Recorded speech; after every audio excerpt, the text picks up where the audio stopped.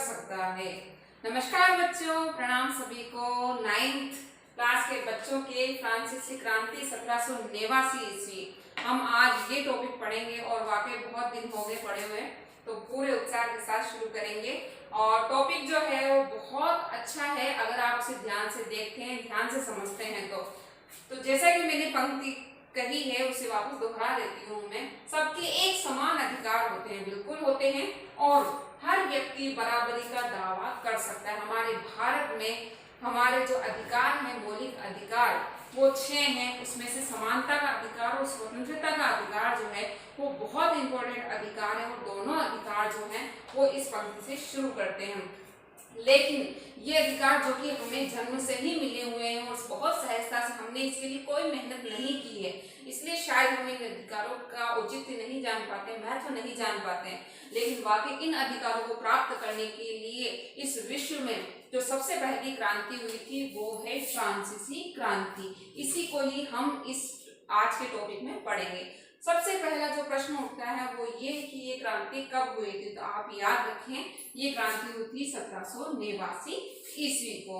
ठीक है बच्चों, 1789 ईस्वी को फ्रांसीसी क्रांति हुई थी। अब सबसे पहले क्रांति क्या होती है मुझे बताएं, क्रांति क्या होती है, क्योंकि हम फ्रांसीसी यानी फ्रांस की क्रांति है, लेकिन क्रांति क्या होती है?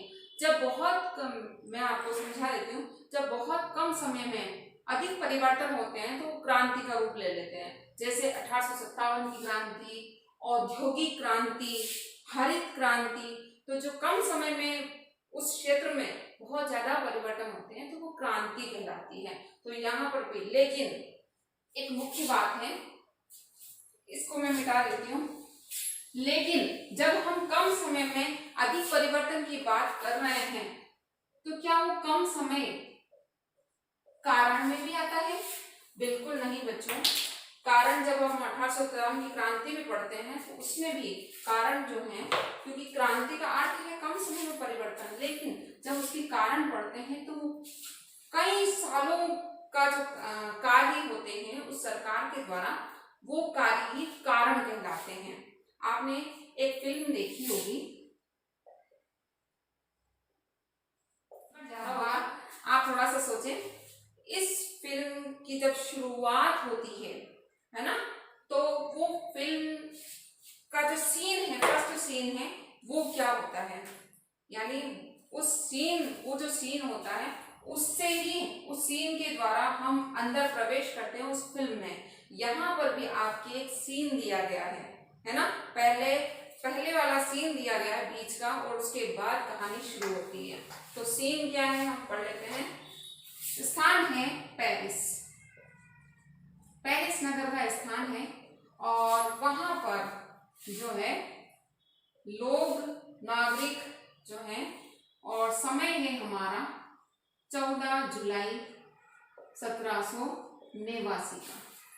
ठीक है, जो सम्राट की जो सेना है वो नगर में प्रवेश करती है, और यहाँ के जो नागरिक हैं उनमें बहुत ज्यादा आतंक फैल जाता है। क्यों? क्योंकि सम्राट की सेना हथियारों सहित पेरिस नगर में प्रवेश करती है। तो उस समय जब ये सम्राट की जो सेना है वो प्रवेश करती है तो उससे पता चलता है या नागरिकों में अफवाह फैल जाती है, आतंक फैल जाता है कि ये जो सेना है वो नागरिकों पर अधिकार करने आई है, उनको गोलीबारी करने आई है, उसको पूरे पेरिस नगर में। तो ये जो नागरिक हैं, अब इनमें आता है असुरक्षा की भावना पैदा होती है कि हम अपनी सुरक्षा कैसे करें। तो ये भी अपनी एक सेना, उस दिन सेना बनाने की कोशिश करते हैं। तो जब सेना बनेंगे तो हथियारों की जरूरत होगी, बिल्कुल होगी। तो हथियारों में जो पूर्वी जो दिशा है वहां पर एक दुर्ग है, बास्तिल का दुर्ग। कौन सा दुर्ग है? बास्तिल का दुर्ग। इस दुर्ग में क्या होता है कि बहुत सारे हथियार, गोला बारूद जो है, वो खजाना यहाँ पर होता है हथियारों का। ठीक है ना, तो ये जो नागरिक हैं वो यहाँ पर प्रवेश करते हैं, और ये एक तरह से कहते हैं जेल भी होती है, हथियार होते हैं, जेल होते हैं, तो बंदियों को जो है मुक्त करा दिया जाता है नागरिकों के द्वारा और हथियार जो है उन पर अधिकार कर लिया जाता है, क्योंकि अब उन्हें अफवाह फैल गई सेना पेरिस पर करेगी आक्रमण, तो हमें हथियारों की आवश्यकता है। तो ये बास्तिल का जो दुर्ग है इस पर कब नागरिकों ने अधिकार कर लिया था या इसे ध्वस्त कर दिया था, तो वो तारीख आती है आपकी 14 जुलाई। ठीक है, 14 जुलाई 1789 को। तो ये जो घटना है वो हुई थी 14 जुलाई 1789 को। ठीक है, तो जैसे बाहुबली का वो सीन है ना नदी में, वो जिस तरह से वो बच्चे को बचाना, तो वो यही सीन यहाँ पर प्रकट होता है कि 14 जुलाई को वास्तव में हो क्या रहा था। तो 14 जुलाई को क्या हुआ था, बास्तिल के दुर्ग का पतन हुआ था, यानी बास्तिल का दुर्ग जो है वो ध्वस्त हुआ था। बास्तिल का दुर्ग इतना इंपॉर्टेंट क्या है बच्चों, ध्यान से सुने। हम किसी मंदिर में जाते हैं तो वो होता है हमारा आस्था का प्रतीक, श्रद्धा का प्रतीक। उदाहरण से समझिए आप, आस्था का प्रतीक हमारा क्या है, मंदिर, और बास्तिल का दुर्ग क्या है प्रतीक, सम्राट को ध्वस्त करना। हमने सम्राट की शक्ति का प्रतीक है ये, क्योंकि यहाँ पर खजाना था, हथियारों का, जेल थी, तो ये बास्तिल का दुर्ग जो है एक तरह से ध्वस्त करना, यानी सम्राट की शक्ति को ध्वस्त कर देना था।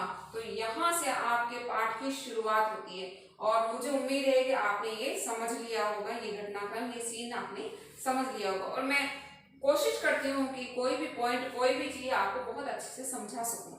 तो उम्मीद है आपने ये घटना तो समझ ली होगी। अब इस घटना के पीछे चलते हैं, हम बैकग्राउंड में चलते हैं। अब हम कारण समझेंगे कि वाकई में इसको, सीन को समझने के बाद आप सोचिए कि ऐसा क्या हुआ कि नागरिकों का सम्राट पर भरोसा ही नहीं है ना। सम्राट ने अगर ऐसे ही सेना को भेजा हो तो नागरिकों का विश्वास ही नहीं है अपनी सेना पर, अपनी ही सेना है ना, और सेना का अपने नागरिकों पर विश्वास नहीं है और बास्तिल के दुर्ग का पतन कर दिया उन्होंने।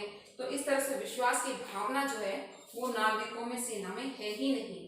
तो कारण है, कारण क्या है वो अब हम कारण को अच्छे से समझ लेते हैं बच्चों। पहला है सम्राट की विलासिता, इसे आप लिख लीजिए, नोट कर लीजिए, उसके बाद हम समझ लेते हैं सम्राट की विलासिता। याद करने का बहुत अच्छा तरीका है कि इन सम्राट जो है वो लुई से शुरू होते हैं। Louis, what is Louis? Louis 16वां। उस समय बूर्बो राजवंश था। कौन सा राजवंश था? बूर्बो राजवंश था और लुई 16वां जो है वो शासन कर रहा था। किस समय? क्रांति के समय। ठीक है ना। उससे पहले भी जो सम्राट था, वो जितने भी सम्राट हुए बहुत विलासी थे। विलासिता का मतलब होता है बहुत ठाट बाट से रहते थे, बहुत शान और शौकत से रहते थे। तो उनके जो कर्मचारी होते हैं, उनकी जो महल की जो ठाट बाट होते हैं, जब राजा बहुत विलासी होता है तो बिल्कुल सही है कि उसके जो अधिकारी होते हैं, कर्मचारी होते हैं, वो भी बहुत विलासी होते हैं। तो इसमें क्या है कि उनका जो पैसा है, जो लिवरे यानी उनका जो पैसा है, फ्रांस की जो पैसा था, वो सारा खजाना जो था विलासिता में खत्म हो गया। कई युद्धों में भी फ्रांस ने भाग लिया था, तो उसमें भी सारा जो पैसा है, खजाना है, जो लुट चुका था। तो आर्थिक स्थिति फ्रांस की बहुत ज्यादा खराब थी। तो लुई 16वां, लुई 14वां, लुई 15वां, लुई 16वां, यानी 3 जो शासक थे वो बहुत ही ज्यादा विलासी प्रवृत्ति के थे। ठीक है। दूसरा है फ्रांसीसी समाज की वर्ग व्यवस्था। इसे आप ध्यान से सुन लें और समझ लें, क्योंकि ये हम आगे भी पढ़ेंगे। प्रथम एस्टेट, द्वितीय एस्टेट और तृतीय एस्टेट। ठीक है ना। इसमें आप ध्यान से सुन लें और समझ लें बच्चों। प्रथम एस्टेट यानी पादरी वर्ग, यानी जो चर्च, अपने तो मंदिर होते हैं, उनके चर्च होते हैं, उनके जो पुजारी होते हैं और जो संत, साधु संत सारे होते हैं, उसकी चर्च की व्यवस्था करने वाले, वो पादरी वर्ग कहलाता है। तो वो भी, उनको भी दान में भूमि मिलती है, कोई कर नहीं देना पड़ता है ना। राजा की जो है वो श्रद्धा उनमें होती है, चर्च नागरिकों की श्रद्धा उसमें होती है। तो पादरी वर्ग जो है वो बहुत ज्यादा पैसे वाला होता है, ठीक है ना। तो इनको कोई कमी नहीं है, कोई कर नहीं देना है। द्वितीय एस्टेट में सारे कुलीन वर्ग आता है। कुलीन वर्ग जो अधिकारी कर्मचारी राजा के काम करने वाले वो सारे कुलीन वर्ग में आते हैं। इनके पास भी बहुत ज्यादा पैसा होता है, इसके पास भी कोई कमी नहीं होती।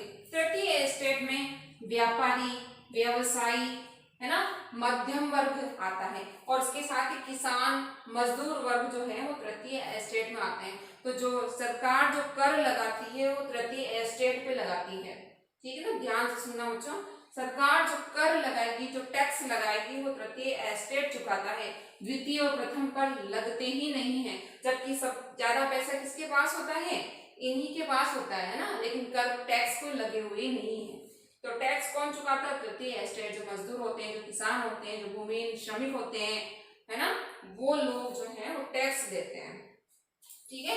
तो वर्ग व्यवस्था बिल्कुल, क्योंकि ये असंतुष्ट लोग हैं बेचारे, तो विरोध कौन करेंगे, तृतीय एस्टेट ही करेगा।